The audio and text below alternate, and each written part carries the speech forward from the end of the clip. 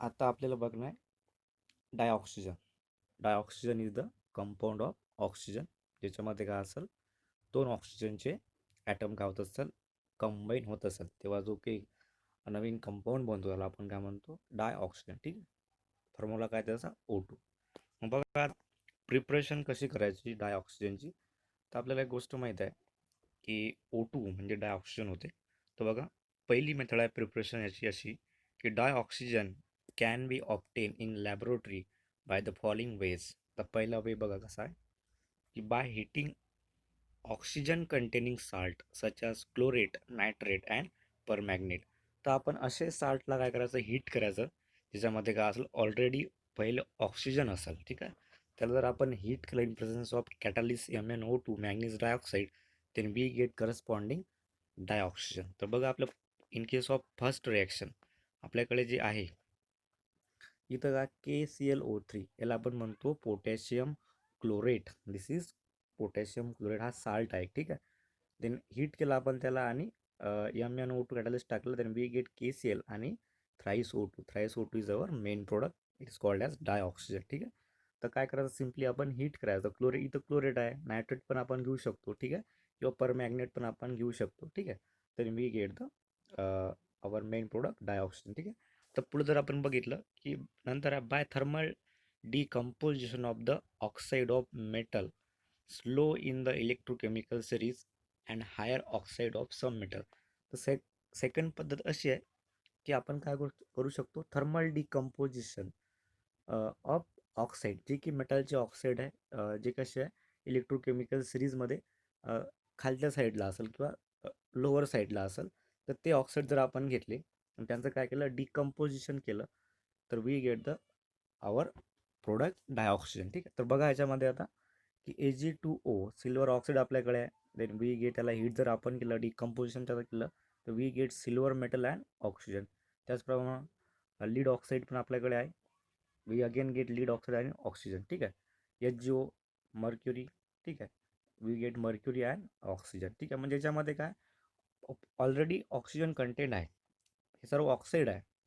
मर्क्युरीचा oxide, सिल्वरचे oxide, Pbचा oxide आणि परत हा Pbचा ऑक्साईड आहे. याला आपण काय केलं हीट केलं then we get corresponding our main product dioxygen. ठीक आहे. म्हणजे O2 जनरेट कसा करायचा तर हे सर्व रिॲक्शन्स आहे कशापासून how to generate O2 from their oxide. आता हे ऑक्साईड आहे मेटलचे इलेक्ट्रोकेमिकल सिरीजमध्ये खाली असेल किंवा हे हायर मेटलचे काय असेल ऑक्साईड असेल. ठीक आहे. तिसरी पद्धत अशी आहे की hydrogen peroxide is readily decompose into water and dioxygen. आता बघा इथं की जो की आपल्याकडे हायड्रोजन परऑक्साईड म्हणजे H2O2 आहे तो काय होतो इझिली काय होतो decompose into water and dioxygen by catalyst such as finely divided metals and manganese dioxide. आता हे जे काही इथे H2O2 आहे this our hydrogen peroxide we get twice H2O plus O2 gas. हा काय आपल्याकडे O2 गॅस लक्षात आलं इथं की H2O2चं काय केलं आपण त्याला आपण काय केलं डिकम्पोज केलं तर वी गेट O2 गॅस. ठीक आहे. पुढे बघा आता on large scale it can be prepare from water or air. मोठ्या प्रमाणात आपण काय करू शकतो ते it is generate from the वॉटरमध्ये H2 राहते. ते H2O मधून पण आपण ऑक्सिजन काढू शकतो किंवा एअरमधून पण आपण काय करू शकतो ऑक्सिजन बाहेर काढू शकतो. जे सिम्पल मेथड आहे ते आहे electrolysis of water lead to the release of hydrogen at the cathode and oxygen at the anode. आता हे याला म्हणतो आपण इलेक्ट्रोलिसिस ऑफ वॉटर. हे आपण बघितलेलं आहे. ठीक आहे. त्याच्यामध्ये काय होते की जेव्हा आपण वॉटरचं काय करू इलेक्ट्रोलिसिस करू म्हणजे H2O जर आपल्याकडे आहे त्याचं काय केलं आपण इलेक्ट्रोलिसिस जर केलं तर H2O पासून काय होते एक H प्लस आणि O2 गॅस बाहेर पडतो. ठीक आहे. ट्वाईस H प्लस किंवा H2 गॅस बाहेर पडतो. तर बघा इथं काय होते की release hydrogen at cathode and oxygen at anode. त्याच्यामध्ये काय होऊन राहिलं की जो की ऑक्सिजन आहे कुठं होऊन राहिला रिलीज ॲट ॲनोड. हा होऊन राहिला ॲनोड आणि हा कुठून आला ॲट कॅथोड. ठीक आहे. लक्षात ठेवायचं आहे की आपण इलेक्ट्रोलिसिस केलं कोणाचं वॉटरचं then we get the oxygen at anode. ठीक आहे. पुढे बघा आता industrially dioxygen is obtain from air by first removing carbon dioxide and water vapor and then remaining gases are liquefied and fractionally distilled to give dinitrogen and dioxide. आता ही एक महत्त्वाची पद्धत आहे की इंडस्ट्रीमध्ये कसं आपण डायऑक्सिजन मिळवू शकतो. तर याच्यामध्ये काय केलं जाते हवा जी असते एअर त्याला कलेक्ट केल्या करतात पहिले. ठीक आहे. त्याच्यामधलं काय करतात कार्बन डायऑक्साईड काढून टाकतात कार्बन डायऑक्साईड काढला आणि वॉटर वेपर पण काढून टाकतात. ठीक, वॉटर वेपर पण काढून टाकले आणि जे की नंतर जो गॅस उरला त्याला आपण काय करतो, लिक्विफाय करतो. त्याला काय करतो आपण, लिक्विफाय करतो. एकदा का त्याला लिक्विफाय केलं तर हे जो काही लिक्विफाई आपल्याकडे असेल गॅस किंवा एअर, ती लिक्विड झाली. आता त्याच्यामध्ये मेन जे राहतात त्याच्यामध्ये राहतो एक डायनायट्रोजन आणि डायऑक्सिजन. ठीक आहे, तर डायनायट्रोजनचा जो की बॉइलिंग पॉईंट आहे तो जवळपास किती आहे, तो 70 केल्विन आहे. आणि जो की आपल्याकडे डायऑक्सिजन आहे त्याचा जवळपास 90 केल्विन आहे. ठीक आहे, मग 90 केल्विन आहे याच्याकडे. मग आपल्याला एक गोष्ट माहीत आहे की जर आपण काय केलं, फ्रॅक्शनल डिस्टिलेशन जर केलं तर ज्याचा बॉइलिंग पॉईंट हा कमी असेल तो पहिले काय होईल, इथं इव्हॅपरेट होईल. म्हणजे काय होईल इथं, की या केसमधून जो की डायनायट्रोजन आहे काय होईल, पहिले इथून रिमूव्ह होऊन जाईल. ठीक आहे, in the form of vapour, आणि खाली करायला तिथं डायऑक्सिजन. ठीक आहे, म्हणजे आपण with the help of fractional distillation काय करू शकतो, डायऑक्सिजन हा बाहेर काढू शकतो. ठीक आहे, म्हणजे आपलं जे की ॲपरेटस असेल त्याच्यामधला डायनायट्रोजन पहिले निघून जाईल, ज्याचा बॉइलिंग पॉईंट कमी आहे तर, आणि खाली करायला तिथं डायऑक्सिजन. म्हणजे वी कॅन प्रिपेअर किंवा generate dioxygen in lab in this way. ठीक आहे, आता काही प्रॉपर्टीज आहे त्याला बघा. आता dioxygen is a colourless and odourless gas. कसा आहे हा, कलरलेस आणि ओडरलेस. याला कलर नाही आणि ओडर पण नाही. ठीक आहे, its solubility in water is to extent of 3.08 centimetre cube in 100 centimetre cube of water. आता याचा अर्थ काय होतं की आपण जर सोल्युबिलिटी बघितली याची तर 3 ml जो काही ऑक्सिजन असेल तो 100 ml वॉटरमध्ये कसा आहे, सोल्युबल आहे. ठीक आहे, याचा अर्थ होतो केव्हा, ॲट 293 केल्विन. ठीक आहे, which is just sufficient for vital support of marine and aquatic life.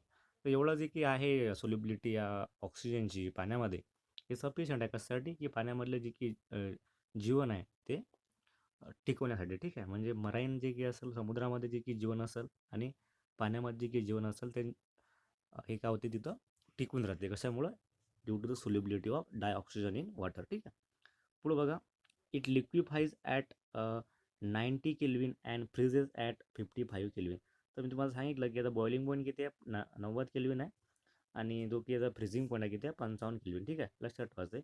It has 3 stable isotope, oxygen 16, 17 and 18. हे लक्षात ठेवा. आपल्याला माहीत आहे की ऑक्सिजनला काय 3 स्टेबल आयसोटोप्स आहेत, 16, 17 आणि 18. ठीक आहे, molecular oxygen O2 is unique in being paramagnetic. आता हा पुन्हा महत्त्वाचा पॉईंट असा आहे की जो की O2 आहे त्याच्यावर कोणताही चार्ज नाही, O प्लस नाही आणि किंवा मायनस पण नाही. ठीक आहे, तो O2 कसा आहे, हा युनिक आहे आणि कसा आहे, being paramagnetic in spite of having even number of electron.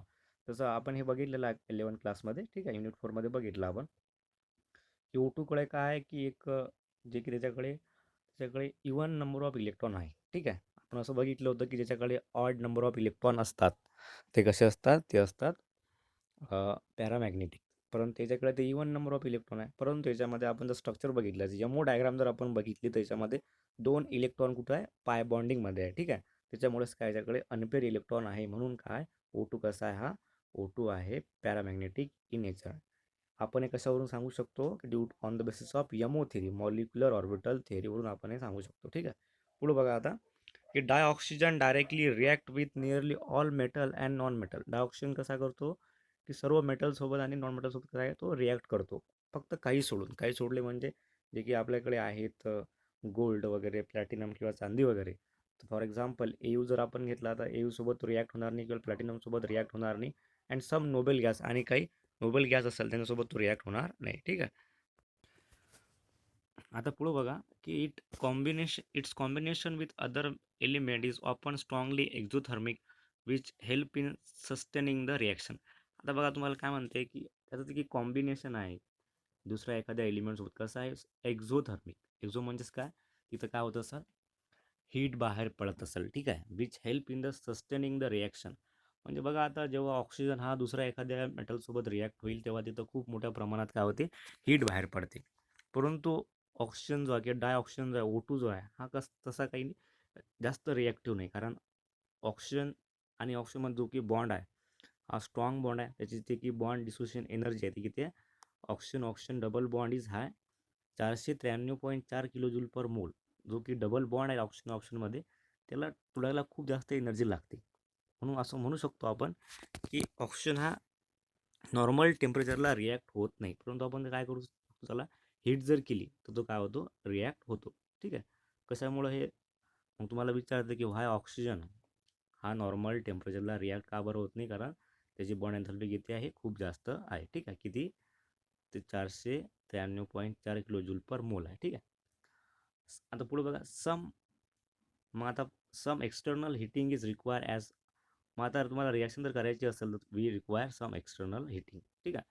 तुम्हाला रिॲक्शन करायची आहे तर we require some external heating, हे लक्षात ठेवायचं.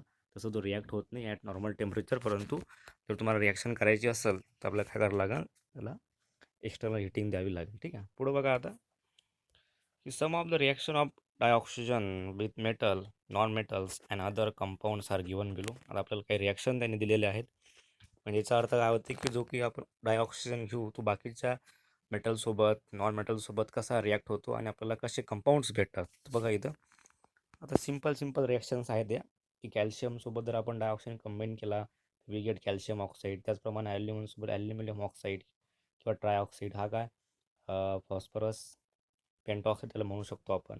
ठीक आहे. म्हणजे सर्व काय, की जेव्हा ऑक्सिजन हा दुसऱ्या एखाद्या मेटलसोबत म्हणा किंवा नॉन मेटलसोबत कंबाईन होईल, then we get corresponding oxide. तर हे सर्व काय ऑक्साईड आहे. ठीक आहे. हे बघून झिंकपासून वी गेट झिंक ऑक्साईड. आता हे लक्षात घ्या, मिथेन, हे तुम्हाला नेहमी विचारते की जेव्हा मिथेन काय होईल, डायऑक्सिजनसोबत रिॲक्ट होईल, then we get CO2 and H2, CH4 plus twice O2, we get CO2 plus twice H2. हे लक्षात ठेवायचं आहे, मला विचारते नेहमी. परत some compound are catalytically oxidize. For example, म्हणजे ऑक्सिजन काय होतो, काही कंपाऊंडसोबत रिॲक्ट होतो, पण तिथं काय लागते, वी रिक्वायर कॅटलिस्ट. मग बघा इथं काय दिलेलं आपल्या रिॲक्शन, SO2 सल्फर डायऑक्साईड जर आपण घेतला, we we require V2O5 vanadium pentoxide आपल्याला तिथं लागतो. Then we get SO3 sulphur trioxide. त्याचप्रमाणे HCl सोबत, हे पण एक महत्त्वाचे रिॲक्शन आहे. HCl प्लस O2 जर आपण घेतला आणि इन प्रेझन्स ऑफ CuCl2 सोबत रिॲक्ट कॅटलिस्ट म्हणून वापरला आपण, then we get chlorine gas आणि वी गेट H2. ठीक आहे. तर पुढे जर आपण गेलं आता, तर आपल्याला त्याचे दिसतात यूज ऑफ डाय ऑक्सिजन. तर यूज बघायचे की in addition to its importance in normal respiration and combustion process, oxygen is use in oxy acetylene welding. आता याचा उपयोग आपल्याला माहीत आहे की require in respiration and combustion process. तर काही जडण्यासाठी आणि आपल्याला रेस्पायर करण्यासाठी काय लागतो, ऑक्सिजन लागतो. त्याच्यासोबतच त्याचे दुसरे पण उपयोग आहे. तर बघा आता, use in oxy acetylene welding in manufacture of many metal. तर याचा उपयोग जे की याचा कंपाऊंड जो आहे ऑक्सी ॲसिटिलीन, हा ऑक्सी ॲसिटिलीन जो कंपाऊंड आहे हा वेल्डिंगमध्ये वापरतात. वेल्डिंग आणि कटिंग जे काही असतात मटेरियल, मेटल कटिंगसाठी किंवा मेटल वेल्डिंगसाठी ऑक्सी ॲसिटिलीन हा कंपाऊंड वापरतात. ठीक आहे. कशासाठी, in manufacture of many metals. For example, स्टीलसाठी, पार्टिक्युलरली इन स्टीलचं जे की मॅन्युफॅक्चर होतं त्याच्यामध्ये ऑक्सी ॲसिटिलीन नावाचं काय करतो आपण, एक कंपाऊंड वापरतो. ठीक आहे. पुढं, oxygen cylinder are widely use in hospital. आता तुम्हाला माहितीच आहे की ऑक्सिजन सिलेंडरचा खूप मोठा उपयोग आहे कशामध्ये, हॉस्पिटल्समध्ये. ठीक आहे. जसे हॉस्पिटल कसे अधुरे आहेत. ठीक आहे. नंतर हाय altitude flying and in mountaineering, म्हणजे जे काय करतात उंचला आपण डायविंग म्हणतो, स्काय डायविंग, ते खूप वरपर्यंत स्काय डायविंग करतात, त्यांना पण काय लागतो, ऑक्सिजनचा जे की सिलेंडर लागतो त्यांना. ठीक आहे. आणि जे काही पर्वतावर चढतात त्यांना पण काय लागतो, ऑक्सिजनचा साठा लागतो. ठीक आहे. ते काय करतात, they use the oxygen cylinder. ठीक आहे. परत the combustion of fuel, example hydrazine. मग दुसरा उपयोग कसा आहे ऑक्सिजनचा, की तो काय करते, कंबक्शन होण्यासाठी मदत करते, act as a oxidizer in rocket. मग बघा इथं हायड्रोजन जो आहे in liquid oxygen, hydrogen plus liquid आपण घेतलं, liquid oxygen provide tremendous thrust in rocket. म्हणजे रॉकेटमध्ये जे की फ्युल राहते रॉकेट उडण्यासाठी, तर त्याच्यामध्ये एक हायड्रोजन राहते आणि लिक्विड ऑक्सिजन दोघांचं मिक्सचर राहते. ते मिक्सचर जर आपण केलं तर ट्रिमेंडस अमाऊंट ऑफ काय तिथं थ्रस्ट म्हणजे एनर्जी तयार होते, जेणेकरून त्यांना काय होईल, रॉकेट हे वर पुलअप करू शकेल किंवा वर उडू शकेल. ठीक आहे. तर this is about the use of oxygen. ठीक आहे. तर पुढे इंटेक्स क्वेश्चन आपल्याकडे आहे 7.16 आणि 7.17, ते तुम्ही ते कंप्लीट करण्याचा प्रयत्न करायचा. ठीक आहे. तर थांबू इथं आपण, पुढच्या वेळेस नेक्स्ट पॉईंट बघू.